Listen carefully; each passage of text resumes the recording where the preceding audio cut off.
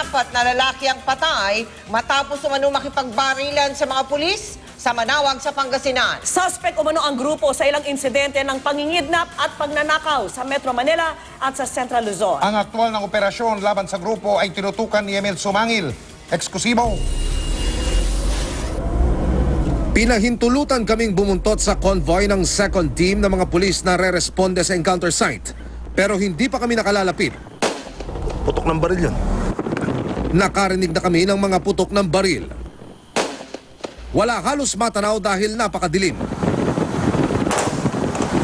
Ang nakabibinging katahimikan, binasag ng pag-alingaw-ngaw ng putukan. Bante, bante, bante. Dito na huminto ang convoy. Pinigil ang daloy ng mga sasakyan. Makaraan pa ang ilang minuto nang kami pahintulutan ng makalapit, tumambat na ang mobil ng pulisya na may mga tama ng bala. Halos katapatan ng isang utility vehicle na ito na nakabangga sa gutter.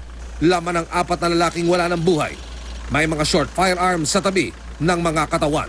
Ito ang grupong nakaengkwentro raw ng mga operatiba ng Pangasinan Police at Task Force Limbas ng PNP Highway Patrol Group. Nakipag-coordinate tayo doon sa Highway Patrol sa Task Force Limbas at ito nga ay itong grupo na ito ay kanila rin palang suspect na sa mga previous na mga robbery doon sa Metro Manila at sa Region 3. Na-monitor ng pulisya ang grupong ito kahapon pa pagkatapos umanong hold-upin ng isang gasolinahan dito sa Pangasinan. Tiempo raw ibinato ng isang saksi sa kanila ang itsura ng getaway vehicle. At mula pa kahapon, sinubaybayan na raw ito sa inilatag na mga checkpoint. Inignore nila yung ating checkpoint. Nagkaroon na ng putukan, itong mga pulis natin ay gumanti naman sa kanila. Wala namang tinamaan sa panig ng operatiba, robbery hold-up at kidnapping for ransom ang lakad daw ng grupong ito na hindi muna pinangalanan ng PNP dahil may mas malalim na anggulo raw silang tinitignan sa ngayon.